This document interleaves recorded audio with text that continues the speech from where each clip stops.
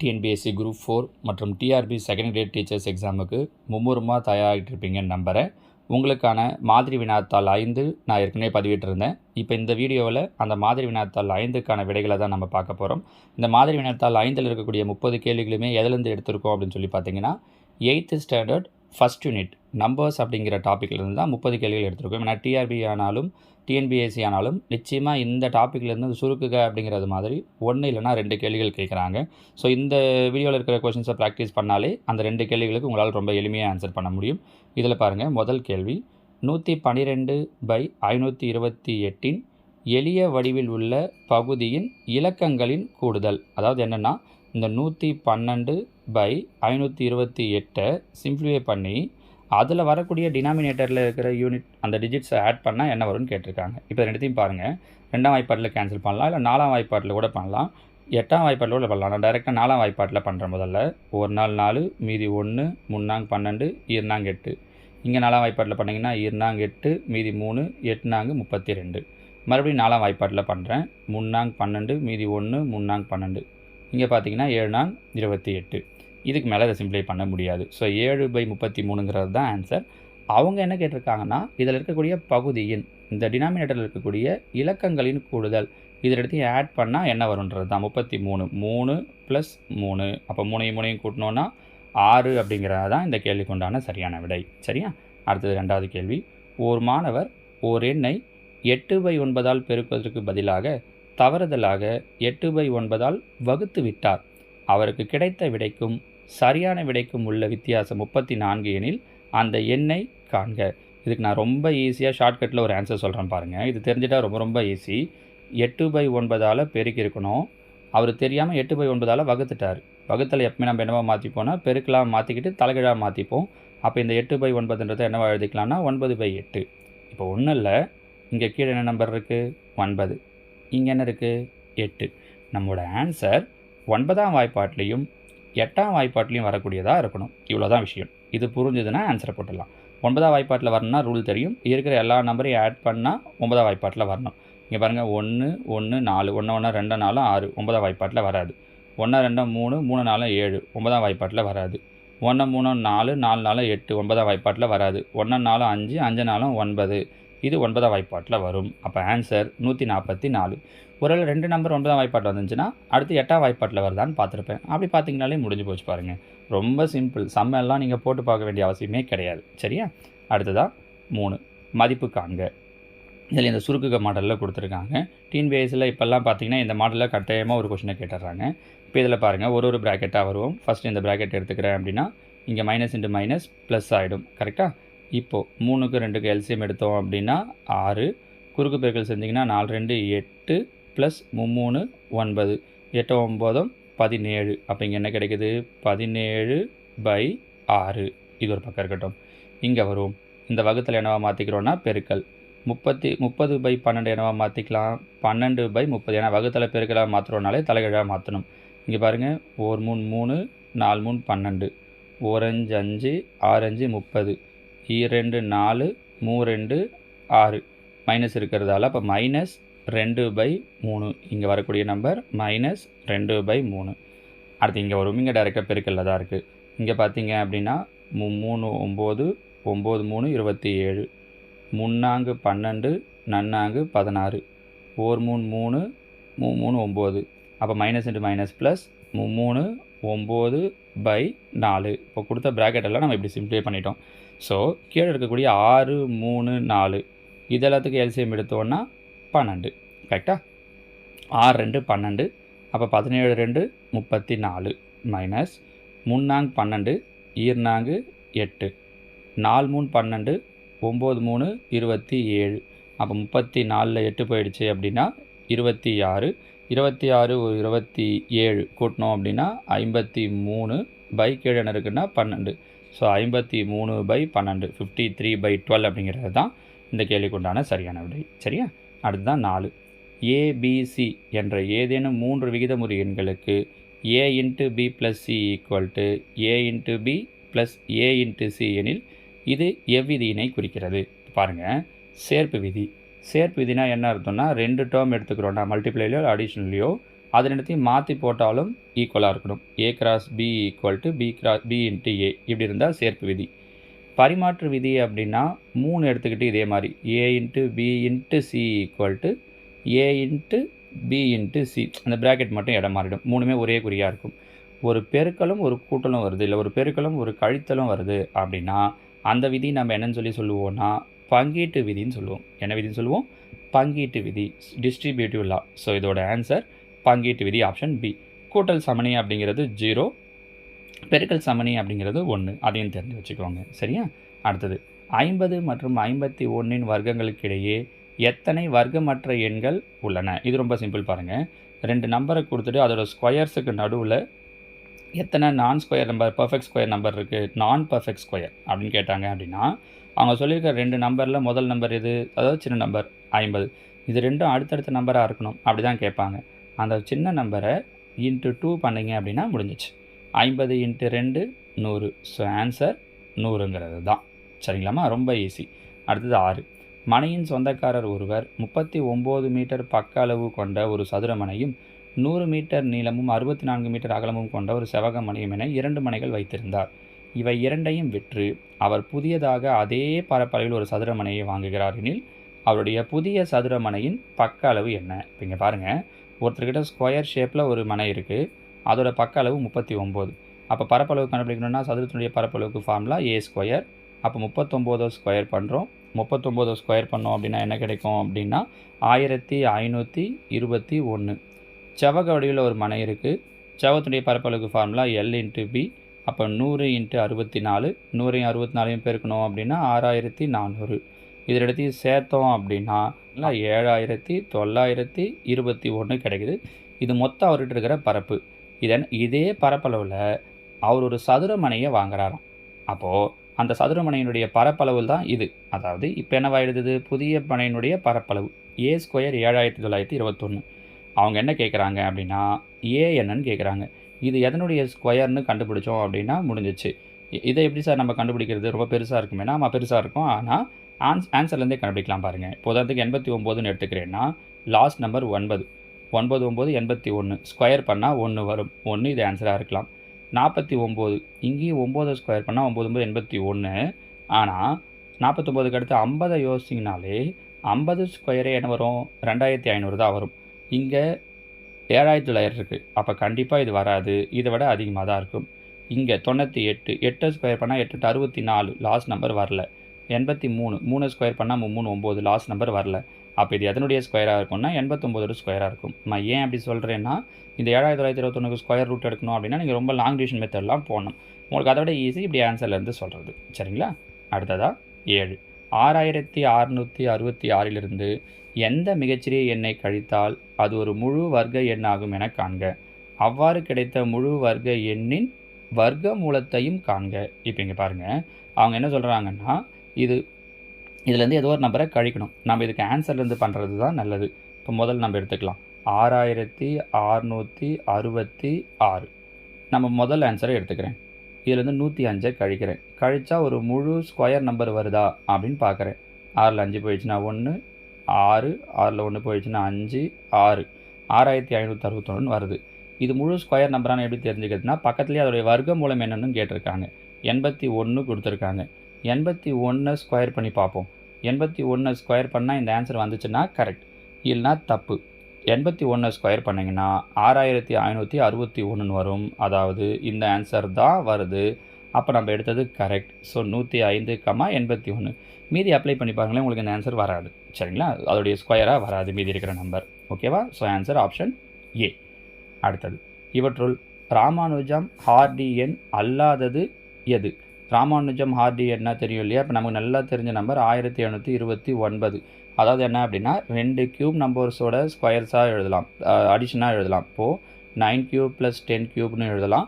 அதே மாதிரி 1 கியூப் + 12 கியூப்னு எழுதலாம். இப்படி ரெண்டு வெவ்வேறு கியூப் நம்பர்ஸோட அடிஷனாக 2 வகையில் எழுதக்கூடிய நம்பர் அதுதான் 1729 தான் நம்ம ராமானுஜம் நம்பர், இல்லை ராமானுஜம் ஹார்டி நம்பர் அப்படின்னு சொல்லுவோம். கீழே ஒரு 4 நம்பர் கொடுத்துட்டு இதில் எது ராமானுஜம் ஹார்டி நம்பர் இல்லைன்னு கேட்டிருக்காங்க. ஆக்சுவலாக 4104 அப்படிங்கிறதும் ராமானுஜம் ஹார்டி நம்பரில் வரும். 16 கியூப் + 2 கியூப் அப்படின்னு எழுதலாம். இன்னொன்று 15 கியூப் ப்ளஸ் 9 கியூப்னு எழுதலாம். நீங்கள் ரெண்டையும் ஆட் பண்ணி பார்த்தீங்கன்னா அந்த நம்பர் வரும். அப்போ இது ராமானுஜம் ஹார்டி நம்பர் தான்.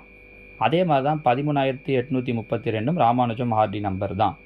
20,683 ராமானுஜம் ஹார்டி நம்பர் தான். இல்லை 1728 மட்டும் ராமானுஜம் ஹார்டி நம்பராக வராது. ஏன்னா 1729 வரும்.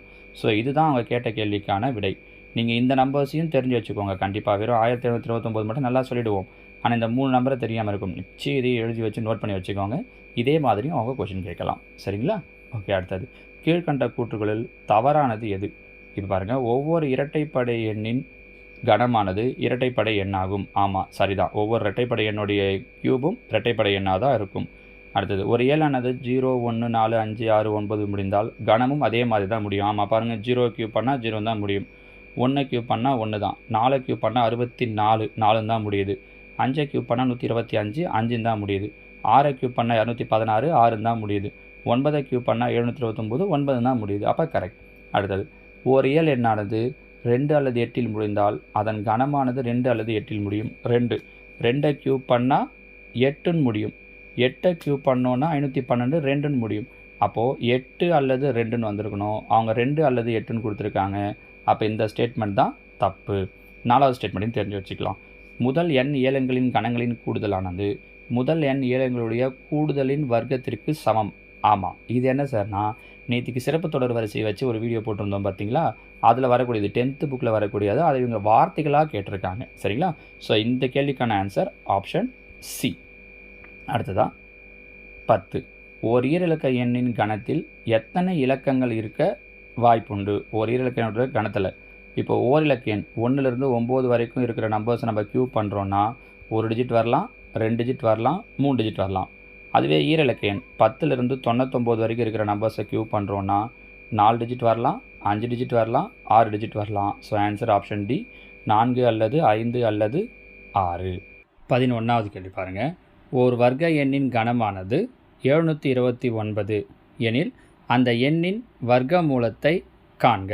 அதாவது ஒரு வர்க்க எண் நம்ம ஒரு எண்ணுன்னு எடுத்துப்போமே, அதோட கணம் 729ன்னு சொல்லியிருக்காங்க. அப்போ 729ங்கிறது எதனுடைய கியூப்னா 9ஓட கியூப். அப்போ 9ங்கிறது தான் அந்த எண். அது என்ன எண்ணுன்னு சொல்லியிருக்காங்கன்னா அது ஒரு வர்க்க எண். ஆமாம், 9ங்கிறது வர்க்க எண் தான். அவங்க என்ன கேட்டிருக்காங்கன்னா அதோட வர்க்க மூலம், இதோட ஸ்கொயர் ரூட் என்னன்னு கேட்டிருக்காங்க. அப்போ 9க்கு ரூட் எடுத்தோம் அப்படின்னா 3. ஸோ 11க்கு ஆன்சர் ஆப்ஷன் ஏ 3. 12. எக்ஸுக்கு தீர்வு காண்க. இதில் பாருங்கள், எல்லாத்துலேயுமே பேஸ் ஈக்குவலாக இருக்குது. 5 5 5ன்ட்டு. அப்போ 5 பவர் இங்கே 5, இங்கே -4. 5ல் 4 போயிடுச்சுன்னா 1. கீழே இருக்கிற +12 மேலே வந்துருச்சுன்னா -12. அப்போ 1 -12. இது இல்லாமல் என்ன இருக்குது அப்படின்னா ஒரு ப்ளஸ் எக்ஸ் இருக்குது. ஈக்குவல்ட்டுக்கு இந்த பக்கம் என்ன கொடுத்துருக்காங்கன்னா -5. அப்போ 5 பவர் -5. அப்போ -5 பேஸை விட்டுடலாம். 1ல் 12 போயிடுச்சுன்னா -11. -11 அந்த பக்கம் வந்துச்சு அப்படின்னா +11. ஏற்கனவே அங்கே -5ன்னு இருக்குது. அப்போ 11ல் 5 போயிடுச்சு அப்படின்னா 6. So X equal to 6. சரியா? அடுத்தது 13. 0 புள்ளி ஏகப்பட்ட 0 கொடுத்துருக்காங்க இல்லையா? இதன் அறிவியல் குறியீடுன்னு கேட்டிருக்காங்க. பாயிண்ட்டுக்கு அப்புறமா எத்தனை நம்பர்ஸ் 0 இருக்குன்னு பாருங்கள். முதல்ல 1, 2, 3, 4, 5, 6, 7, 8, 9. எப்போவுமே அறிவியல் குறியீட்டில் எழுதும்போது புள்ளிக்கு முன்னாடி ஒரு முழு நம்பர் இருக்கணும். அப்போ இது வரைக்கும் 9, இது 1, 10 நம்பரை தள்ளணும். அப்போ அப்படின்னா 10 to the power என்ன வரும் அப்படின்னா -10 வரும். இந்த விஷயம் தெரிஞ்சிருந்தது அப்படின்னாலே நாம் இதை போட்டுடலாம். பாருங்கள், 2.020 கடைசியாக 0 வந்தால் விட்டுலான்றதால ஆப்ஷன் டி. ஓகேவா? 14. ஒரு பெட்டியில் உள்ள 3/4 பங்கு ஆப்பிள்களின் எடையானது 3 கிலோகிராம் 225 கிராம் எனில் ஒரு முழு பெட்டி ஆப்பிள்களின் எடை என்னவாக இருக்கும்? அதாவது 3/4 பங்கு ஆப்பிள் அப்படிங்கிறது 3 225 கிராம். 3/4 அப்படிங்கிறது நம்ம கிராமாக எழுதிக்கலாமே, போகிறதுக்கு ஈஸியாக இருக்கும். அதனால் 3225. இந்த 3/4 ஈக்குவல்ட்டுக்கு இந்த பக்கம் கொண்டு வரோம் அப்படின்னா என்னவாயிடும் அப்படின்னா 4/3. பாருங்கள், 1 3 3, 1 3 3, 2 3 வாய்ப்பாட்டில் வராது 0. 22னா 7 3 21, மீதி 1 5 3 15. அப்போ 1075 × 4 பெருக்கணும் அப்படின்னா 4300. That means 4 kilogram 300 gram. எங்கே இருக்குது? 4 கிலோகிராம் 300 கிராமுங்கிறது தான் இந்த கேள்விக்குண்டான சரியான விடை. 15. 4489 சென்டிமீட்டர் ஸ்கொயர் பரப்பளவு கொண்ட ஒரு தலைவரின் உருவப்படமானது சதுர வடிவில் உள்ளது. மேலும் படத்தை சுற்றிலும் 2 சென்டிமீட்டர் அளவு கொண்ட மரச்சட்டம் உள்ளது எனில் மரச்சட்டத்தின் பரப்பளவு என்ன? அவங்க என்ன சொல்லியிருக்காங்க அப்படின்னா, அந்த முதல்ல அந்த சொன்ன செவ்வகத்தினுடைய அந்த சதுரத்தினுடைய 4489 சொல்லியிருக்காங்க இல்லையா, அது வந்து பரப்பளவு. அப்போ முதல்ல 4489 அப்படிங்கிறது எதனோட ஸ்கொயர் அப்படின்னு சொல்லி பார்க்கணும். 4489ங்கிறது 67ஓட ஸ்கொயர். அப்போ அந்த வடிவத்தினுடைய பக்க அளவு 67ஆக இருக்குது. இதை சுற்றி 2 சென்டிமீட்டர் அளவில் சட்டம் இருக்குதுன்னு சொல்லியிருக்காங்க. அப்போ 2 2 அப்போனா 67, இந்த பக்கம் ஒரு 2 69, இந்த பக்கம் ஒரு 2 என்னவாயிடும்னா 71 ஆகிடும். கரெக்டாக? அப்போ 71 ஸ்கொயர். 71 ஸ்கொயர் பண்ணோம் அப்படின்னா 5041. 5041ங்கிறது ஒட்டு மொத்தமாக அந்த இது இருக்குது இல்லையா, இந்த ஃபுல் ஏரியாவோட இது. அவங்க கேட்குறது மரச்சட்டம் மட்டும்தான். அப்போ ஏற்கனவே சொன்ன 4489 மைனஸ் பண்ணிடுறோம். மைனஸ் பண்ணோம் அப்படின்னா மீதி 552, 552 அப்படிங்கிறது தான் இந்த கேள்விக்குண்டான சரியான விடை. சரியா? அடுத்ததாக 16. ஒரு சதுர டெசிமீட்டர் பரப்பு கொண்ட 225 சதுர வடிவிலான நிறத்திட்டு ஓடுகள் முறையே ஒரு சதுர வடிவிலான தாழ்வாரத்தை முழுவதுமாக நிரப்புகின்றன எனில் சதுர வடிவிலான தாழ்வாரத்தின் பக்கம் ஒவ்வொன்றின் நீளமும் என்னவாக இருக்கும்? பாருங்கள், மொத்தம் எத்தனை, எல்லாமே ஒரு சதுர டெசிமீட்டர் தான்.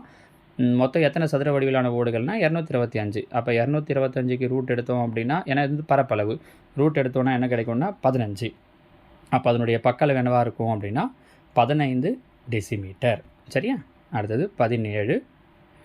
1/10/11 ஆனது 1/10/11 காட்டிலும் எவ்வளவு அதிகம்னு கேட்டிருக்காங்க. அப்போ இதுதான் அதிகம் இல்லையா? இப்போ 1/10/11 இது அப்படியே பையில் இருக்கிறதால தலைகீழாக போயிடுச்சு அப்படின்னா 11/10 மைனஸ் இது அப்படியே கீழே வந்துடும். பாருங்கள், இது 1/10 கீழே வந்துடுச்சுன்னா 11 110.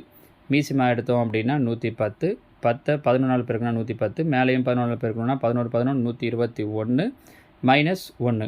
121 1 போயிடுச்சு அப்படின்னா 120. 0 0 கேன்சல் ஆகிடும். அப்போது 12/11 ஆப்ஷன் பி. சரியா? 18. ஒரு வரைபடத்தில் ஒரு அங்குலமானது 120 கிலோமீட்டரை குறிக்கும். நகரம் ஏ ஆனது பி மற்றும் சி ஆகிய 2 நகரங்களுக்கு இடையே அமைந்துள்ளது. பாருங்களேன், ஏங்கிற நகரம் பிக்கும் சிக்கும் நடுவில் இருக்கான். அதே நேரம் நகரம் ஏயிலிருந்து பி மற்றும் சி தொலைவுகள் முறையே 4 1/6 3 1/3 எனில் அந்த 2 நகரங்களுக்கு இடையே, அதாவது பிக்கும் சிக்கும் இடையே இருக்கக்கூடிய உண்மையான தொலைவினை காண்கன்னு கேட்டிருக்காங்க. அப்போ இது ரெண்டுத்தையும் கூட்டணும். மிக்ஸ்டு ஃப்ராக்ஷனில் இருக்குது. இது முதல்ல நம்ம என்னவா மாற்றி ஆகணும்னா இம்பராப்பரா 4 24 24 1 25/6 ப்ளஸ் 3 9 1 10/3 மீசிமா எடுத்தோன்னா என்ன கிடைக்கும் 6. அப்போ 25 அப்படியே வந்துடும்.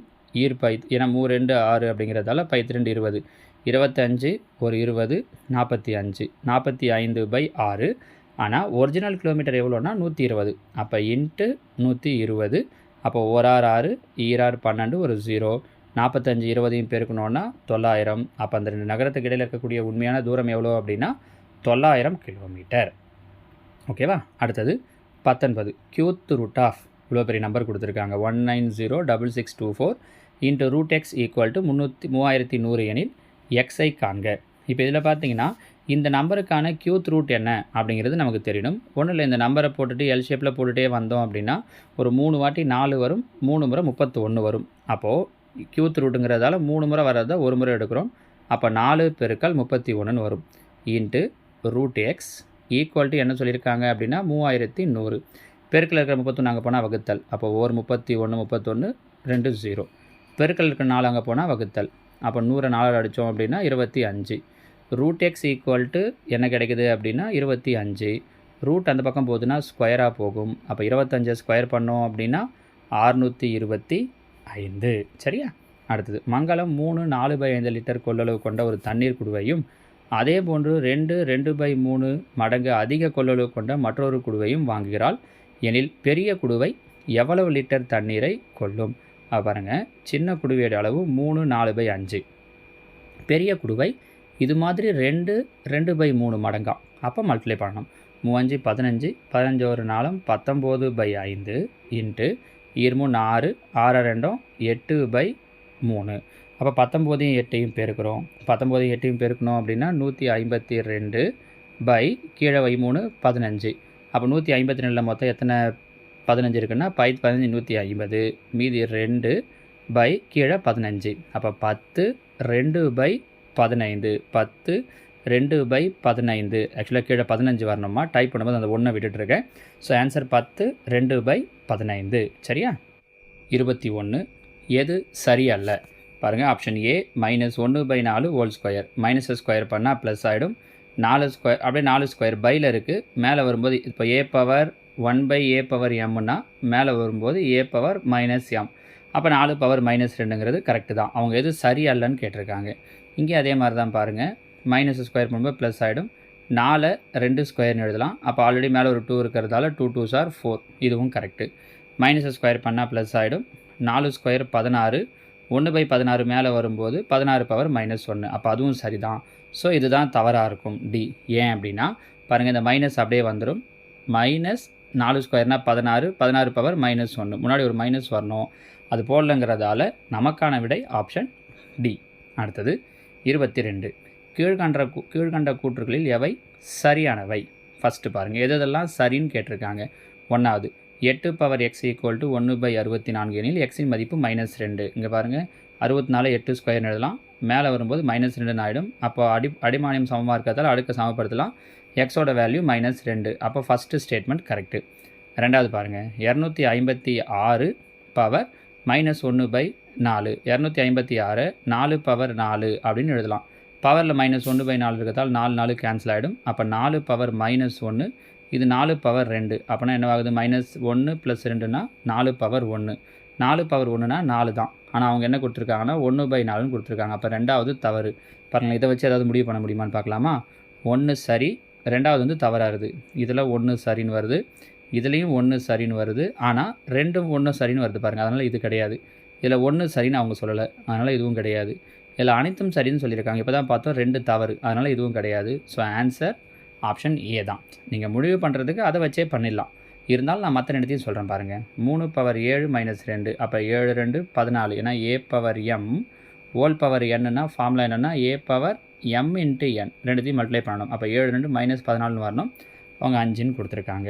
2 × 10⁻⁻4. அப்போனா புள்ளி 4 ஸ்தானம் முன்னாடி போகும். 1 2 3. அப்போ 0 0 3 0 வரும். புள்ளி கரெக்டு தான் கொடுத்துருக்காங்க. அப்போ 1வது சரியாக இருந்தது, 4வது சரியாக இருக்குது. ஸோ ஆன்சர் ஏ தான் கரெக்டான விடை. சரியா? அடுத்தது 23. 24 36 80 25 கனமூலம் காண்க. இப்போ பாருங்கள், ஒரு நம்பராக பிரிப்போம். 24 6 24ன்னு பிரிக்கலாம். கரெக்டாக? 36 6 36ன்னு பிரிக்கலாம். 80 16 5 80ன்னு பிரிக்கலாம். 16 கூட எப்படி பிரிக்கலாம்னா 16 × 5. நான் சொல்கிறது புரியுது பாருங்கள். 16 5 80. 16 4 × 4ன்னு பிரிச்சுட்டேன். 25 எப்படி பிரிக்கலாம்? 5 25ன்னு பிரிக்கலாம். அவங்க என்ன கேட்டிருக்காங்கன்னா கனமூலம்.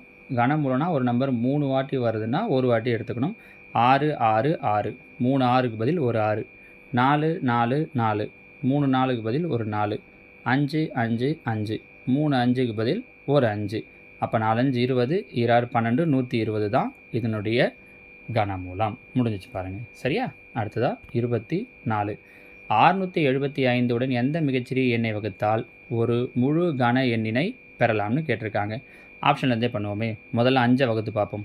675 5ஆல் வகுக்கிறேன். 1 5 5, 1 5 5, மீதி 1, 3 5 15, மீதி 2, 5 25.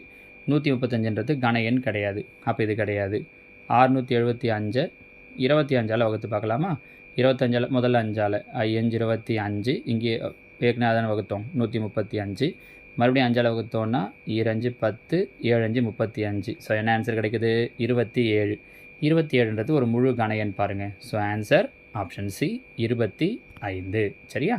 அடுத்ததாக √128 -√98 + √18. இப்போ பாருங்களேன், 128 64 2 128ன்னு எழுதலாம். ரூட்டில் இருக்கிறதால அப்போ 64க்கு ரூட் எடுத்தோம்னா 8. 2க்கு ரூட் எடுக்க முடியாது, அப்படியே வச்சுக்கலாம். 98 49 × 2. அப்போ 49க்கு ரூட் எடுத்து மைனஸ் இருக்கிறதால மைனஸ். 49க்கு ரூட் எடுத்தோம்னா 7, √2 அப்படியே வந்துடும். 18 9 2 18 ப்ளஸ் 9க்கு ரூட் எடுத்தோம்னா 3, √2. பாருங்கள், 8ல் 7 போயிடுச்சுன்னா 1, 3 1 கூட்டினா 4. அப்போ ஆன்சர் என்ன கிடைக்குதுன்னா 4 √2. ஆனால் ஆன்சரில் அவங்க 4 கொடுக்கல. அப்போது 4 உள்ளே கொடுக்குறேன். 4 இப்போ உள்ளேருந்து வெளியில் வருதுன்னா 2 வாட்டி இருந்தால் 1 வாட்டி வரும். வெளிலேருந்து உள்ளே போகுதுன்னா வெளியில் இருக்கிற நம்பர் ஸ்கொயராக உள்ளே போகும், இல்லை 2 வாட்டியாக போகும். அப்போ 4 ஸ்கொயர் 16 × 2. அப்போ 16 2 32ங்கிறது தான் ஆன்சர். So √32 option D. 26. 1800ஐ எந்த மிகச்சிறிய எண்ணால் பெருக்கினால் அது ஒரு முழு வர்க்க எண்ணாக ஆகும் என காண்க. அவ்வாறு கிடைத்த முழு வர்க்க எண்ணின் வர்க்க மூலத்தையும் காண்க. இப்போ இதில் பாருங்கள், எந்த சிறிய எண்ணால் பெருக்குனா வர்க்க எண்ணாக மாறும்னு கேட்டிருக்காங்க. முதல் ஆப்ஷனில் வருவோம். 4ஆல் பெருக்கிறோன்னு வச்சுக்கோங்க. 4ஆல் பெருக்கிறோன்னா என்ன கிடைக்கும்? 0 0 72 7200. அது ஒரு வர்க்க எண் கிடையாது, நமக்கே தெரியும். அப்போ இது இல்லை. இங்கே வருவோம். 2ஆல் பெருக்கிறோம். 2ஆல் பெருக்கிறோன்னா 18 2 36 3600 வர்க்க எண் தான். ஆனால் அதனுக்கு ரூட் எடுத்தோன்னா ஏன்னா அதனுடைய வர்க்க மூலத்தையும் காண்கன்னு கேட்டிருக்காங்க. 3600 ரூட் எடுத்தோன்னா 60ன்னு வரும். ஆக்சுவலாக அந்த ஆன்சர் எங்கே இருக்குது? இருக்குது பாருங்கள். 2ஆல் பெருக்குன்னா 3600, அது 3600 60ஓட ஸ்கொயர். அப்போ ஆப்ஷன் டி. 27. 24 ஸ்கொயர் மற்றும் 25 ஸ்கொயர் ஆகியவற்றுக்கு இடையே டேஷ் எண்ணிக்கையிலான வர்க்கமற்ற எண்கள் உள்ளன. இது நம்ம ஏற்கனவே ஒரு 3வது கேள்வியோ 4வது கேள்வியோ இந்த கொஸ்டின் பேப்பர்லேயே பார்த்தோம். என்ன சொன்னோன்னா, அந்த முதல் நம்பர் இருக்கிறதுல சின்ன நம்பர் × 2. அப்போ 24 2 48ங்கிறது தான் ஆன்சர். சரியா? 28. விகிதமுறை எண்களுக்கு டேஷ் என்ற எண்ணால் அடைவு பண்பானது வகுத்தலுக்கு உண்மையாகாது. அதாவது விகிதமுறை எண்களில் 0வால் வகுத்தோம் அப்படின்னா ஆன்சர் கிடையாது. எந்த ஒரு நம்பரையும் 0வால் வகுக்கிறோன்னா நாட் டிஃபைன்ட், இன்ஃபினிட்டின்னு வந்துடும். அதனால் 0வால் வச்சு நம்ம எந்த நம்பரையும் வகுக்க முடியாது. So answer 0. 29. 3/4 வகுத்தல் 5/8 + 1/2. முதல்ல ப்ராக்கெட்டில் இருக்கிறத பண்ணிடலாமா? இங்கே மீசிமா எடுத்தோன்னா 8. அப்போது 8 அப்படியே இருக்கிறதால மேலே 5 அப்படியே வச்சுக்கலாம். 4 2 8. அப்போ மேலே 4ஆல் பெருக்கணுன்னா 1 4 4, 5 4 9, 9/8. அப்போ இங்கே 3/4 இந்த வகுத்தில் பெருக்கலாக மாற்றிடுறோம். 9/8ங்கிறது என்னவா மாறிடும்னா 8/9. 1 4 4, 2 4 8, 1 3 3, 3 3 9. So answer 2/3 option B. 30. ஏபிக்கு வேல்யூ கொடுத்துட்டாங்க. a + b வகுத்தல் a - b என்னன்னு கேட்டிருக்காங்க. முதல்ல இப்போ ரெண்டுத்தையும் கூட்டலாமா? மீசிமா எடுத்தோன்னா என்ன வரும்? 15. I 3 15. அப்போ மேலே 3ஆல் பெருக்கணுன்னா -9 + 2. அப்போ என்ன கிடைக்குது? -7/15. அடுத்த ரெண்டுத்தையும் கழிப்போமா? அப்போ அப்படின்னா அதே தான் வரப்போகுது. இங்கே மட்டும் கழிக்கிறதால என்ன வந்துடும்னா மைனஸ். அப்போ -9 -2னா -11/15. நடுவில் ரெண்டுத்துக்கு வகுத்தல் இருக்கிறதால என்னவா மாறிடும்னா பெருக்கல். அப்போ 15/-11. ஏன்னா வந்த ஆன்சர் என்ன பண்ணணும்? தலைகீழாக எழுதணும். ஸோ பாருங்கள், மைனஸ் கேன்சல் ஆகிடும். 15 கேன்சல் ஆகிடும்.